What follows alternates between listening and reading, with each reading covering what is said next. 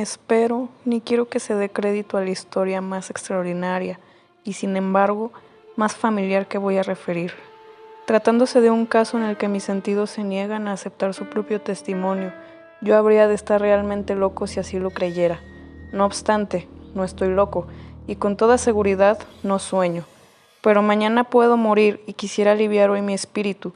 Mi inmediato deseo es mostrar al mundo, clara, concretamente y sin comentarios, una serie de simples acontecimientos domésticos que, por sus consecuencias, me han aterrorizado, torturado y anonadado. A pesar de todo, no trataré de esclarecerlos. A mí casi me han producido otro sentimiento que el de horror, pero a muchas personas les parecerán menos terribles que barroques. Tal vez más tarde haya una inteligencia que reduzca mi fantasma al estado del lugar común, alguna inteligencia más serena, más lógica y mucho menos excitable que la mía. Encontrará tan solo en las circunstancias que relato con terror una serie normal de causas y defectos naturalísimos.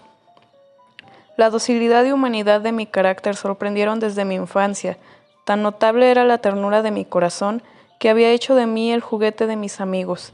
Sentía una auténtica pasión por los animales y mis padres me permitieron poseer una gran variedad de favoritos. Casi todo el tiempo lo pasaba con ellos y nunca me consideraba tan feliz como cuando los daba de comer o los acariciaba. Con los años aumentó esa particularidad de mi carácter y cuando fui hombre hice de ella una de mis principales fuentes de goce. Aquellos que han profesado afecto a un perro fiel y sagaz no requieren la explicación de la naturaleza o intensidad de los goces que eso puede producir. En el amor desinteresado de un animal, en el sacrificio de sí mismo, hay algo que llega directamente al corazón, del que con frecuencia ha tenido ocasión de comprobar la amistad mezquina y la frágil fidelidad del hombre natural. Me casé joven. Tuve la suerte de descubrir en mi mujer una disposición semejante a la mía. Habiéndose dado cuenta de mi gusto por estos favoritos domésticos, no perdió ocasión alguna en proporcionármelos, de la especie más agradable. Tuvimos pájaros, un pez de color oro, un magnífico perro, conejos, un mono pequeño y un gato. Era este último animal muy fuerte y bello, completamente negro y de una sagacidad maravillosa. Mi mujer, que era en el fondo algo supersticiosa, hablando de su inteligencia, aludía frecuentemente a la antigua creencia popular que consideraba a todos los gatos negros como brujas disimuladas. No quiere esto decir que hablara siempre en serio sobre este particular, y lo consigno sencillamente porque lo recuerdo. Plutón, así se llamaba el gato. Era mi predilecto amigo, solo yo le daba de comer y a donde quiera que fuese me seguía por la casa. Incluso me costaba trabajo impedirle que me siguiera por la calle. Nuestra amistad subsistió así algunos años, durante los cuales mi carácter y mi temperamento, me sonroja confesarlo, por causa del demonio de la intemperancia, sufrió una alteración radicalmente funesta. De día en día me hice más taciturno, más irritable, más indiferente a los sentimientos ajenos. Empleé con mi mujer un lenguaje brutal y con el tiempo la afligí incluso con violencias personales. Naturalmente, mi pobre favorito debió de notar el cambio de mi carácter. No solamente no les hacía caso alguno, sino que los maltrataba. Sin embargo, por lo que se refiere a Plutón, aún despertaba en mí la consideración suficiente para no pegarle. En cambio, no sentía ningún escrúpulo en maltratar a los conejos, al mono e incluso al perro, cuando por casualidad o afecto se cruzaban en mi camino. Pero iba secuestrándome mi mal, porque ¿qué mal admite una comparación con el alcohol? Andando el tiempo, el mismo Plutón que envejecía y naturalmente se hacía un poco más huraño, comenzó a conocer los efectos de mi perverso carácter. Una noche, en ocasión de regresar a casa completamente ebrio, de vuelta de uno de mis frecuentes escondrijos del barrio, me pareció que el gato evitaba mi presencia. Lo cogí, pero él, horrorizado por mi violenta actitud, me hizo en la mano con los dientes una breve herida. De mí se apoderó repentinamente un furor demoníaco. En aquel instante dejé de conocerme. Pareció como si, de pronto, mi alma original hubiese abandonado mi cuerpo y una ruindad superdemoníaca saturada de ginebra se filtró en cada una de las fibras de mi ser. Del bolsillo de mi chaleco saqué un cortaplumas. Lo abrí, cogí al pobre animal por la garganta y deliberadamente le vacié un ojo. Me cubre el rubor, me abraza, me estremezco al escribir esta abominable atrocidad. Cuando al amanecer hube recuperado la razón, cuando se hubieron disipado los vapores de mi crápula nocturna, experimenté un sentimiento mitad horror, mitad remordimiento por el crimen que había cometido. Pero todo lo demás era un débil y equívoco sentimiento, y el alma no sufrió sus acometidas. Volví a sumirme en los excesos y no tardé en ahogar en el vino todo recuerdo de mi acción. Curó entre tanto el gato lentamente. La órbita del ojo perdido presentaba, ciertamente, un aspecto espantoso, pero después, con el tiempo, no pareció que se daba cuenta de ello. Según su costumbre, iba y venía por la casa, pero como debí suponerlo, en cuanto veía que me aproximaba a él, huía aterrorizado. Me quedaba aún lo bastante de mi antiguo corazón para que me afligiera aquella manifiesta antipatía en una criatura que tanto me había amado anteriormente. Pero este sentimiento no tardó en ser desalojado por la irritación. Como para mi caída final e irrevocable, brotó entonces el espíritu de perversidad, espíritu del que la filosofía no se cuida ni poco ni mucho. No obstante, tan seguro como que existe mi alma, creo que la perversidad es uno de los primitivos impulsos del corazón humano, una de esas indivisibles primeras facultades o sentimientos que dirigen el carácter del hombre. ¿Quién no se ha sorprendido numerosas veces cometiendo una acción necia o vil por la única razón de que sabía que no debía cometerla? No tenemos una constante inclinación, pese a lo excelente de nuestro juicio, a violar lo que es la ley, simplemente porque comprendemos que es la ley. Digo que este espíritu de perversidad hubo de producir mi ruina completa, el vivo e insondable deseo del alma de atormentarse a sí misma, de violentar su propia naturaleza, de hacer el mal por amor al mal, me impulsaba a continuar y últimamente a llevar a efecto el suplicio que había infligido al inofensivo animal. Una mañana, a sangre fría, ceñí un nudo corredizo en torno a su cuello y lo ahorqué de la rama de un árbol. Lo ahorqué con mis ojos llenos de lágrimas, con el corazón desbordante del más amargo remordimiento. Lo ahorqué porque sabía que él me había amado y porque reconocía que no me había dado motivo alguno para encolerizarme con él.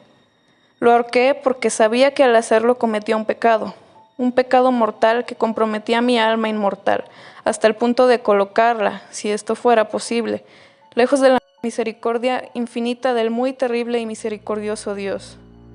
En la noche siguiente, al día en que fue cometida una acción tan cruel, me despertó del sueño un grito de ¡fuego! Ardían las cortinas de mi lecho. La casa era una gran hoguera.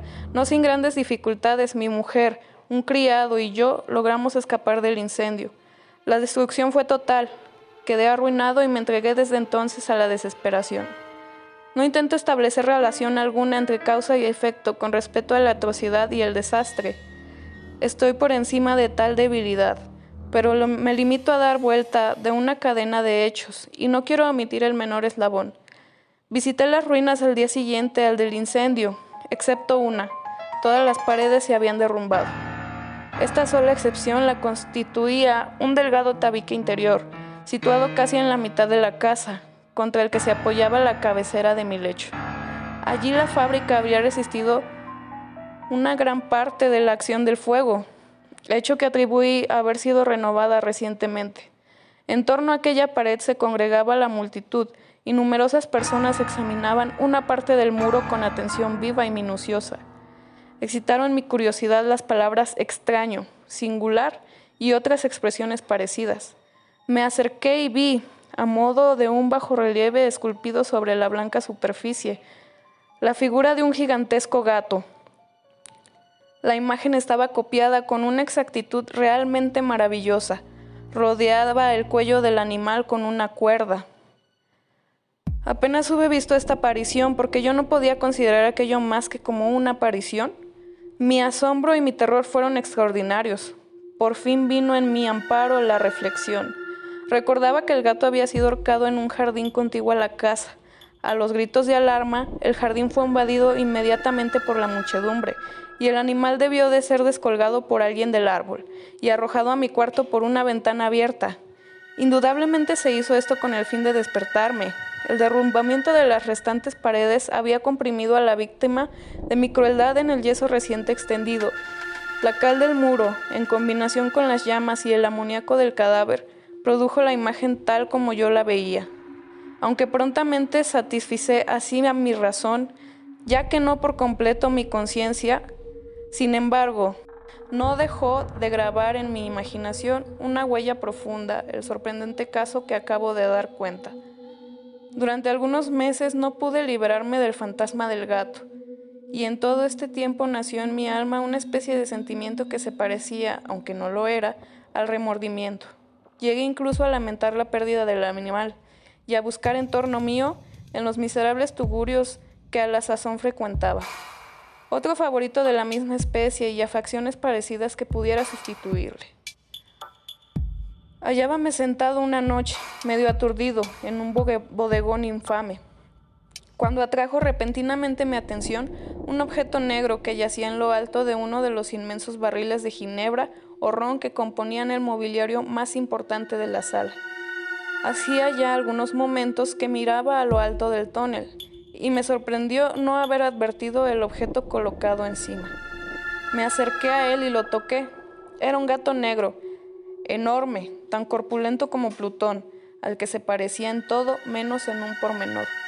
Plutón no tenía un solo pelo blanco en todo el cuerpo, pero este tenía una señal ancha y blanca, aunque de forma indefinida, que le cubría casi toda la región del pecho. Apenas puse en él mi mano, se levantó repentinamente, ronroneando con fuerza, se restregó contra mi mano y pareció contento de mi atención. Era, pues, el animal que yo buscaba. Me apresuré a proponer al dueño su adquisición, pero este no tuvo interés alguno por el animal, ni le conocía ni le había visto hasta entonces. Continué acariciándole y cuando me disponía a regresar a mi casa, el animal se mostró dispuesto a seguirme. Se lo permití. Inclinándome de cuando en cuando, caminamos hacia mi casa acariciándole. Cuando llegó a ella, se encontró como si fuera la suya, y se convirtió rápidamente en el mejor amigo de mi mujer. Por mi parte, no tardó en formarse en mí una antipatía hacia él. Era, pues, precisamente, lo contrario de lo que yo había esperado. No sé cómo ni por qué sucedió esto, pero su evidente ternura me enojaba y casi me fatigaba. Paulatinamente, estos sentimientos de disgusto y fastidio acrecentaron hasta convertirse en la amargura del odio. Yo evitaba su presencia. Una especie de vergüenza y el recuerdo de mi primera crueldad me impidieron que lo maltratara. Durante algunas semanas me abstuve de pegarle o de tratarle con violencia, pero gradual, insensiblemente, llegué a sentir por él un horror indecible y a eludir en silencio como si huyera de la peste su odiosa presencia. Sin duda, lo que aumentó mi odio por el animal fue el descubrimiento que hice a la mañana del siguiente día de haberlo llevado a casa. Como Plutón, también él había sido privado de uno de sus ojos. Sin embargo, esta circunstancia contribuyó a hacerle más grato a mi mujer, que, como he dicho ya, poseía grandemente la ternura de sentimientos, que fue en otro tiempo mi rasgo característico, y el frecuente manantial de mis placeres más sencillos y puros. Sin embargo, el cariño que el gato me demostraba parecía crecer en razón directa de mi odio hacia él. Con una tenacidad imposible de hacer comprender al lector, seguía constantemente mis pasos. En cuanto me sentaba, acurrucábase bajo mi silla o saltaba sobre mis rodillas, cubriéndome con sus caricias espantosas. Si me levantaba para andar, metíase entre mis piernas y casi me derribaba, o bien, clavando sus largas y agudas garras en mi ropa, trepaba por ellas hasta mi pecho. En esos instantes, aun cuando hubiera querido matarle de un golpe, me lo impedía en parte el recuerdo de mi primer crimen, pero, sobre todo, me apresuro a confesarlo, el verdadero terror del animal. Este terror no era positivamente el de un mal físico, y no obstante, me sería muy difícil definirlo de otro modo.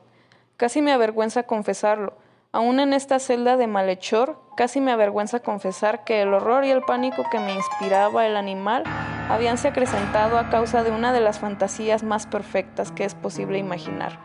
Mi mujer, no pocas veces, había llamado mi atención con respecto al carácter de la mancha blanca de que he hablado y que constituía la única diferencia perceptible entre el animal extraño y aquel que había matado yo. Recordará, sin duda, el lector que esta señal, aunque grande, tuvo primitivamente una forma indefinida, pero lenta, gradualmente por fases imperceptibles, y que mi razón se esforzó durante largo tiempo en considerar como imaginaria, había concluido adquiriendo una nitidez rigurosa de contornos. En ese momento era la imagen de un objeto que me hace temblar nombrarlo. Era sobre todo lo que me hacía mirarle como a un monstruo de horror y repugnancia, y lo que, si me hubiera atrevido, me hubiese impulsado a liberarme de él. Era ahora, digo, también de una cosa abominable y siniestra, la imagen de la horca. Oh, lúgubre y terrible maquinaria, máquina de espanto y crimen, de muerte y agonía.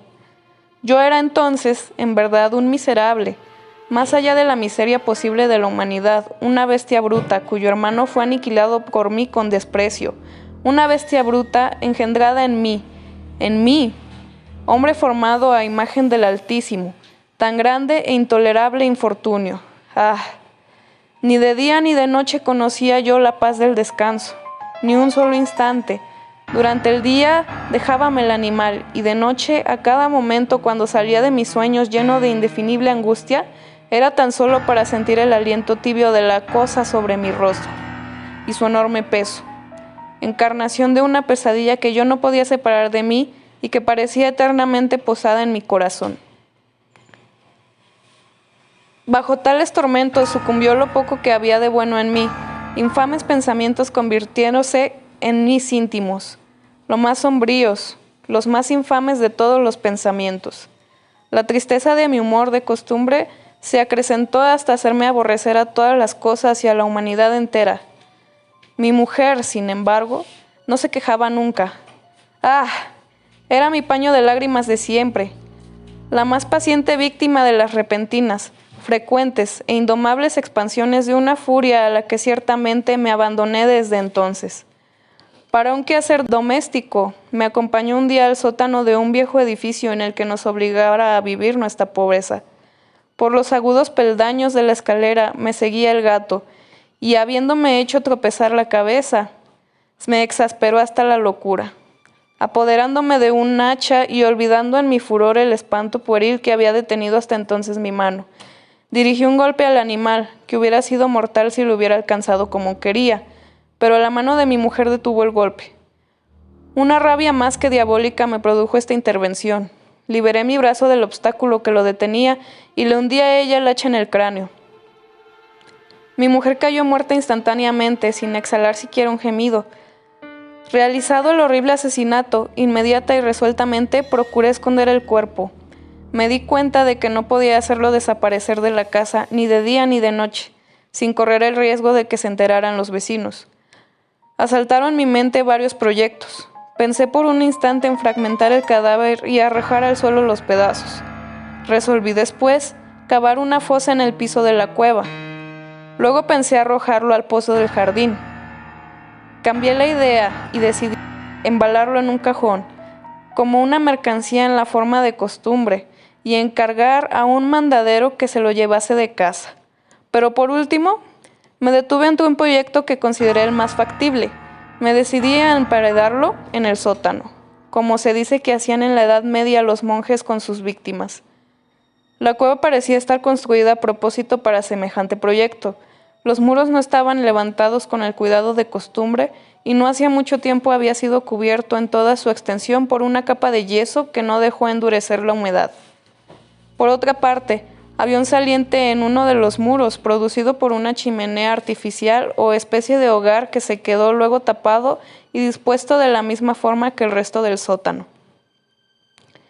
No dudé que me sería fácil quitar los ladrillos de aquel sitio, colocar el cadáver y emparedarlo del mismo modo, de forma que ninguna mirada pudiese descubrir nada sospechoso. No me engañó mi cálculo. Ayudado por una palanca, separé sin dificultad los ladrillos, y habiendo luego aplicado cuidadosamente el cuerpo contra la pared interior, lo sostuve en esta postura hasta poder establecer sin gran esfuerzo toda la fábrica a su estado primitivo. Con todas las precauciones imaginables, me preocupé una argamasa de cal y arena. Preparé una capa que no podía distinguirse de la primitiva y cubrí escrupulosamente con ella el nuevo tabique. Cuando terminé, vi que todo había resultado perfecto. La pared no presentaba la más leve señal de arreglo. Con el mayor cuidado barrí el suelo y recogí los escombros. Miré triunfalmente en torno mío y me dije, por lo menos aquí mi trabajo no ha sido infructuoso. Mi primera idea entonces fue buscar al animal que fue causante de tan tremenda desgracia, porque al fin había resuelto matarlo. Si en aquel momento hubiera podido encontrarle, nada hubiese evitado su destino, pero parecía que el artificioso animal, ante la violencia de mi cólera, habíase alarmado y procuraba no presentarse ante mí, desafiando mi mal humor. Imposible describir o imaginar la intensa, la apacible sensación de alivio que trajo a mi corazón la ausencia de la detestable criatura. En toda la noche se presentó, y esta fue la primera que gocé desde su entrada en la casa. Durmiendo tranquila y profundamente, sí, dormí con el peso de aquel asesinato en mi alma. Transcurrieron el segundo y el tercer día. Mi verdugo no vino. Sin embargo, como un hombre libre, respiré una vez más. En su terror, el monstruo había abandonado para siempre aquellos lugares. Ya no volvería a verle nunca. Mi dicha era infinita. Me inquietaba muy poco la criminalidad de mi tenebrosa acción. Incoé una especie de sumario que apuró poco las averiguaciones. También se dispuso a un reconocimiento, pero, naturalmente, nada podía descubrirse. Yo daba por asegurada mi felicidad futura. Al cuarto día, después de haberse cometido el asesinato, se presentó inopinadamente en mi casa un grupo de agentes de policía y procedió de nuevo a una rigurosa investigación del local. Sin embargo, confiado en lo impenetrable del escondite, no experimenté ninguna turbación. Los agentes quisieron que les acompañase en sus pesquisas. Fue explorado hasta el último rincón. Por tercera o cuarta vez bajaron por último a la cueva. No me alteré lo más mínimo. Como el de un hombre que reposa en la inocencia, mi corazón latía pacíficamente. Recorrí el sótano de punta a punta, crucé los brazos sobre mi pecho y me pasé indiferente de un lado a otro. Plenamente satisfecha, la policía se disponía a abandonar la casa. Era demasiado intenso el júbilo de mi corazón para que pudiera reprimirlo. Sentía la viva necesidad de decir una palabra tan solo a modo de triunfo, y hacer doblemente evidente su convicción con respecto a mi inocencia. «Señores», dije por último, cuando los agentes subían la escalera, «es para mí una gran satisfacción haber desvanecido sus sospechas. Deseo a todos ustedes una buena salud y un poco más de su cortesía. Dicho sea de paso, señores, tienen ustedes aquí una casa construida». Apenas sabía lo que hablaba en mi furioso deseo de decir algo con aire deliberado. «Puedo asegurar que esta es una casa excelentemente construida. Estos muros. ¿Se van ustedes, señores? Estos muros están construidos con una gran solidez». Entonces, por una fanfarronada frenética, golpeé con fuerza con un bastón que tenía en la mano en ese momento, precisamente sobre la pared del tabique tras el cual yacía la esposa de mi corazón. ¡Ah! Que por lo menos Dios me proteja y me libre de las garras del archidemonio. Apenas húbose hundido en el silencio el eco de mis golpes, me respondió una voz desde el fondo de la tumba. Era primero una queja, velada y encontrada como el sollozo de un niño. Después, enseguida se hinchó en un prolongado sonoro y continuo, completamente anormal e inhumano. Un alarido, un aullido, mitad horror, mitad triunfo, como solamente puede brotar del infierno. Horrible armonía que surgiera al unísono de las gargantas de los condenados en sus torturas y de los demonios que gozaban en la condenación. Sería una locura expresaros mis sentimientos. Me sentí desfallecer y, tambaleándome, caí contra la pared opuesta. Durante un instante detuviéronse en los escalones los agentes. El terror los había dejado atónitos. Un momento después, 12 brazos robustos atacaron la pared que cayó a tierra de un golpe.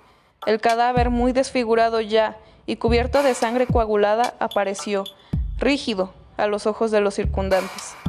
Sobre su cabeza, con las rojas fauces dilatadas y llameando el único ojo, se posaba el odioso animal cuya astucia me llevó al asesinato y cuya reveladora voz me entregaba al verdugo.